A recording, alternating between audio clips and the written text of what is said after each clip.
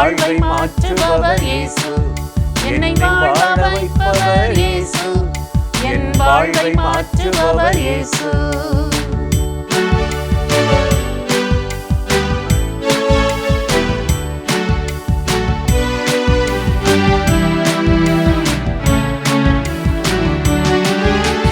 காடு மேடு ஓடினே, முட்புதரில் சிக்கி தவித்தே.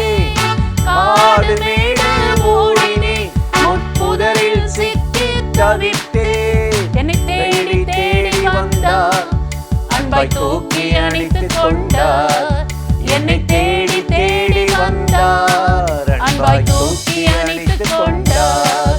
என்னை வாழ வைப்பவர் இயேசு, என் வாழ்வை மாற்றுபவர் இயேசு, என்னை வாழ வைப்பவர் இயேசு, என் வாழ்வை மாற்றுபவர் இயேசு.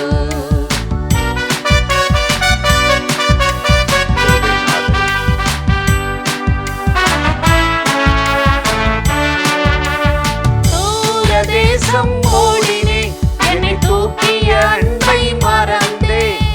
தூரதேசம் ஓடினே, என்னை தூக்கிய அன்பை மறந்தே. மனம் திரும்பி ஓடி வந்தே, என்னை திரும்ப அணைத்துக் கொண்டார். மனம் திரும்பி ஓடி வந்தே, என்னை திரும்ப அணைத்துக் கொண்டார். என்னை வாழ வைப்பவர் இயேசு, என் வாழ்வை மாற்றுபவர் இயேசு, என்னை வாழ வைப்பவர் இயேசு, என் வாழ்வை மாற்றுபவர் இயேசு.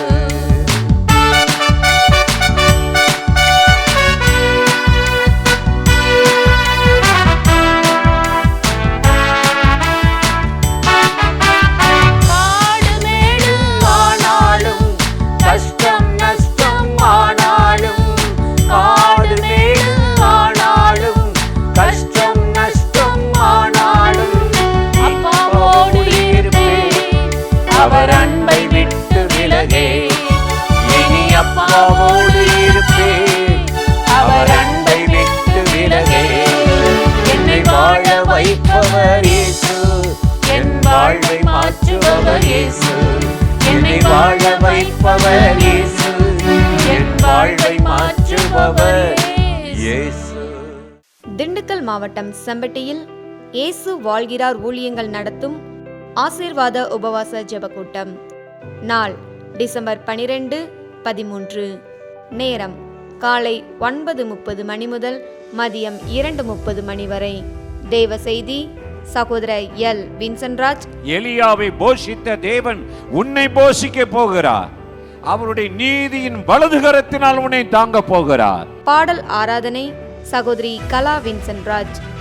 இடம் வானத்தின் வாசல் சுவிசேஷ ஜெபமையம், செம்பட்டி, திண்டுக்கல். தேவ பிள்ளைகளே, இந்த உபவாச ஜெபத்தில் கலந்து கொண்டு தேவ ஆசீர்வாதத்தையும் சமாதானத்தையும் பெற்று செல்ல உங்கள் யாவரையும் அன்போடு அழைக்கிறோம். மேலும் விவரங்களுக்கு கீழே உள்ள தொலைபேசி எண்ணை தொடர்பு கொள்ளுங்கள். பிரியமானவர்களே, ஆண்டவராகிய இயேசுவின் நாமத்தினாலே இந்த காலை நேரத்தில் இயேசுவை தினம் பார்ப்போம் என்ற இந்த நிகழ்ச்சியின் மூலமாக உங்களை சந்திப்பதில் மிகுந்த மகிழ்ச்சி அடைகிறேன். கர்த்தர் நல்லவர், கிருபை இரக்கமும் நிறைந்தவர். இந்த நாளில் கட்டாயம் உங்களை ஆசிர்வதித்து நடத்துவார். தொடர்ந்து நம்முடைய நிகழ்ச்சிகளை நீங்கள் பார்ப்பதற்கு நம்முடைய மொபைல் நம்பரில் வாட்ஸ்அப் லிங்க் ஒரு குரூப் கிரியேட் பண்ணியிருக்கிறோம். அதில் எப்படி நீங்கள் பத்திரிகை வாசிப்பது, எப்படி நம்முடைய நிகழ்ச்சிகளை அந்த லிங்கை கிரியேட் பண்ணுவது, ஜெப குறிப்புகளை எப்படி அனுப்புவது, ஊழிய சம்பந்தமான ஒவ்வொரு காரியம் காணிக்க அனுப்பு எல்லாவற்றையும் அந்த வாட்ஸ்அப்புக்குள்ளே கொண்டாந்துருக்கிறோம். நீங்கள் அந்த வாட்ஸ்அப் குரூப்போடு எங்களோடு இணைந்து இந்த நிகழ்ச்சிகளை தொடர்ந்து பார்த்து மற்றவர்களுக்கு அறிமுகப்படுத்துங்கள். ஆண்டவராகிய தேவன் ஆசீர்வதித்து நடத்துவார். இன்றும் கூட வேதத்திலிருந்து ஒரு வசனத்தை உங்களுக்கு ஞாபகப்படுத்தி சில காரியத்தை சொல்லி ஜெபம் பண்ணுவது நல்லது என்று உணர்ந்தேன். மத்தேயு 13ஆம் அதிகாரம் 12வது வசனத்தை வாசித்தால் இயேசு இங்கு இப்படி சொல்லுகிறார்: உள்ளவன் எவனோ அவனுக்கு கொடுக்கப்படும், இல்லாதவனிடமிருந்து உள்ளதும் எடுக்கப்படுனார். எவ்வளோ ஒரு அருமையான வார்த்தையில், உள்ளவனுக்கு கொடுக்கப்படுமா, இன்னும் வச்சுக்கப்பா, இன்னும் வளருப்பா, முன்னேறுப்பான்.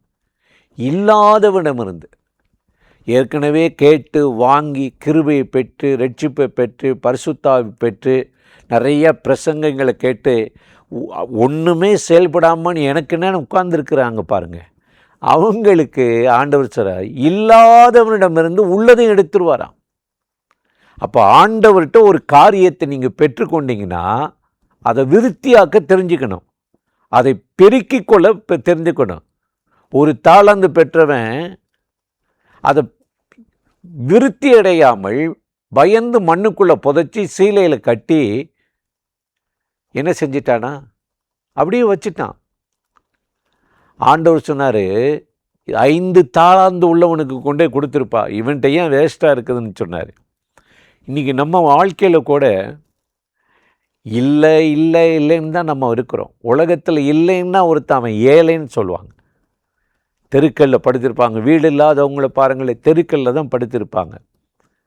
அவன் இல்லைன்னா ஒரு ஏழை. ஆனால் இன்றைக்கி ஆவிக்குரிய கிறிஸ்துவ வாழ்க்கையில் நம்ம இல்லைன்னே சொல்ல முடியாது.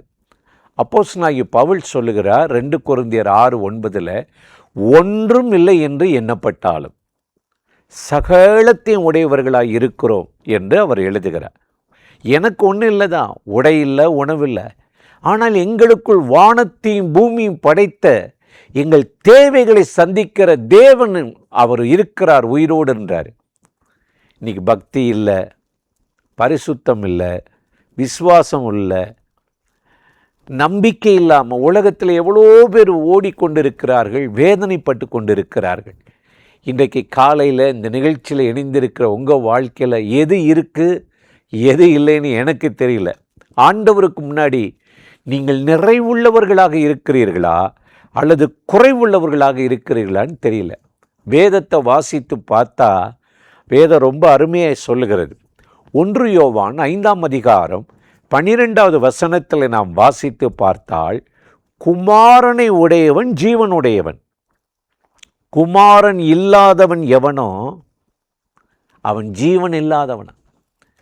இயேசு யார் யாரோடு இல்லையோ, எந்த மனசில் இருதயத்தில் இல்லையோ, எந்த ஆத்மாவும் இல்லையோ அவன் உயிர் இல்லாத ஆள், நடைபிணமா. சிலர் பாருங்களேன், என்னதான் பேச மாட்டாங்க, சிரிக்க மாட்டாங்க, எப்போ பார்த்தாலும் கடுகடு கோவமாக டென்ஷனாகவே இருப்பாங்க, பரபரப்பாக இருப்பாங்க. குமாரனை உடையவன் ஜீவனுடையவன், குமாரன் இல்லாதவன் ஜீவனே இல்லையா, நடமாடும் பிணங்கள்னு சொல்கிறாங்க. இன்றைக்கி நம்ம வாழ்க்கை இயேசு இருந்தால் தாங்க ஜீவன். அவர் இருக்காரா இல்லையா உங்களுக்கு தான் தெரியும். இந்த மாதத்தின் கடைசி வருஷத்தின் கடைசி நாட்களில் வந்திருக்கிறோம். நம்மளை ஆராய்ந்து பார்க்கணும். ஆண்டவரே நீ என்னோடு இருக்கணும் சொல்லி நம்மளை தாழ்த்தணும். அப்போஸ்தலனாகிய பேதுரு ரொம்ப அருமையாக எழுதுகிறார். 2 பேதுரு 1:9 வாசிக்கும்போது, இவைகள் இல்லாதவன் எவனோ அவன் கண் சொருகி போன குருடனாக இருக்கிறான். எவை இல்லாதவன்? தேவ பக்தி இல்லாதவன், இச்சையடக்கம் இல்லாதவன், பொறுமையில்லாதவன், சகோதர சிநேகம் இல்லாதவன், அன்பில்லாதவன். இன்றைக்கி உலகத்தில் இதெல்லாம் இல்லை. ஒரே குடும்பம்னு சொல்லிக்கிறோம், கருத்து வேறுபாடு, பேசுவதில்லை. நீ உன் சம்பளத்தை வச்சுக்க, நான் என் சம்பளத்தை வச்சுக்கிறேன், நீ உன் செலவை பார்த்துக்க, நான் இது. அநேக குடும்பத்தில் அப்படி தான், எல்லாரும் சம்பாதிக்கிறோம், ஆனால் செலவு அப்படின்னா இந்த வீடு என் பேரில் தான் இருக்கணும், இந்த கார் என் பேரில் தான் இருக்கணும், இப்படித்தான் இன்றைக்கி ஓடிக்கொண்டு இருக்கிறோம். இவைகள் இல்லாதவன் எவனோ அவன் கண் சொருகி போன குருடனாக இருக்கிறானா, அன்பில்லாதவன். இன்றைக்கி உலகத்தில் மனிதர்கள் அப்படித்தான் இருக்கிறார்கள்.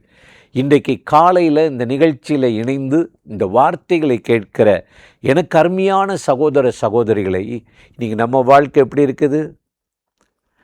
இன்றைக்கி ஆண்டவருக்கு முன்னாடி நிறைவுள்ளவர்களாக காணப்படுகிறோமா, இல்லை புத்தி இல்லாதவர்கள் இருக்கிறோமா? 2 நாளாகமம் 16:9 ஆசான்னு ஒரு ராஜா இருந்தான். கர்த்தர் பயந்து நடந்தவன். ஆனால் ஒரு சின்ன பிரச்சனை யுத்தம் வந்தால் பயந்துருவான். எதிரி நாட்டு ராஜாவுக்கு போய் சாஸ்தாங்கமாக விழுந்து அவன் கேட்குற பணத்தை கொடுத்து தட்டுமுட்டெல்லாம் கொடுத்து, வராத, சண்டைக்கு வராதப்பா, வேணாம்ப்பா, நீ கேட்குறத கொடுத்துருவேண்ணா. ஆண்டவர் சொல்கிறாரு அவனை பார்த்து, மதியில்லாதவனாய் நடந்தீர், நீ மதியற்றவனாய் நடந்தீர்ன்றார். இன்றைக்கி ரொம்ப பேருக்கு புத்தி இல்லை.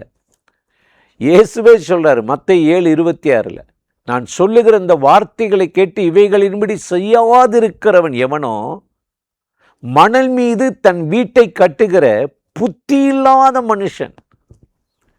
இன்னைக்கு இல்லை இல்லை என்றார்ல, இல்லாதவனிருந்து உள்ளதும் பறிக்கப்படும். புத்தி இல்லைன்னு வைங்க, அந்தகாரம் சூழ்ந்துடும். அதனால தான் இருக்கிறதற்கு நம்ம ஆண்டவரை தேடணும். என் புத்தியில் இருக்கிற இருளை நீக்குங்க, அந்தகாரத்தை மாற்றுங்க. தடுமாறுகிறேன், எதை செய்வது, எது நல்லது, எது கெட்டதுன்னு தெரியல, என்னை நடத்து நீங்கள் கேட்டு பாருங்களே. கர்த்தர் இன்றைக்கு எது இருக்கணுமோ அதை உங்கள்கிட்ட வர்த்திக்க பண்ணுவார். எது தேவையில்லையோ அதை அப்புறப்படுத்திடுவார். அதனால தான் சொல்கிறாரு, உள்ளவனுக்கு கொடுக்கப்படும், இல்லாதவனிடமிருந்து உள்ளதும் எடுத்துக்கொள்ளப்படுனார். இன்றைக்கு கிறிஸ்துவுக்குள் இருக்கிறவர்களாக காணப்படும்படி, அவருடைய ஆசீர்வாதம் நிலை நிற்கிறதா இருக்கும்படி உங்களை அர்ப்பணித்து பாருங்கள். ஆண்டவராகிய தேவன் நம்மை ஆசீர்வதித்து நடத்துவார். அந்த தேவாதி தேவனை நோக்கி நாம் இப்பொழுது ஜெபிக்கலாமா? அன்பும் இரக்கமும் கிருபையும் நிறைந்த நல்ல ஆண்டவரே, இந்த ஆசீர்வதிக்கப்பட்ட நாளுக்காக, நேரத்துக்காக, கிருபை இரக்கங்களுக்காக உமக்கு நன்றி செலுத்துகிறோம். இப்பொழுது யாரெல்லாம் அந்த நிகழ்ச்சியில் இணைந்து இந்த வார்த்தைகளை கேட்டுக்கொண்டிருக்கிறார்களோ அத்தனை பேர் மேலும் கர்த்தருடைய மகிமையும் வல்லமையும் கிருபை இறங்கட்டும். இந்த நாளில் எது எது இல்லாமல் நம்முடைய பிள்ளைகள் தடுமாறுகிறார்களோ சகலமும் இருக்கும்படி ஆண்டவர் இழந்தவைகளை திரும்ப கொடுத்து ஆசீர்வதியும். இந்த நாளில் தேவ பிரசன்னம் அவர்களை நிரப்பி நடத்துவதாக இயேசுவின் நாமத்தில் வேண்டுகிறோம் நல்ல பிதாவே. ஆமேன், ஆமேன்.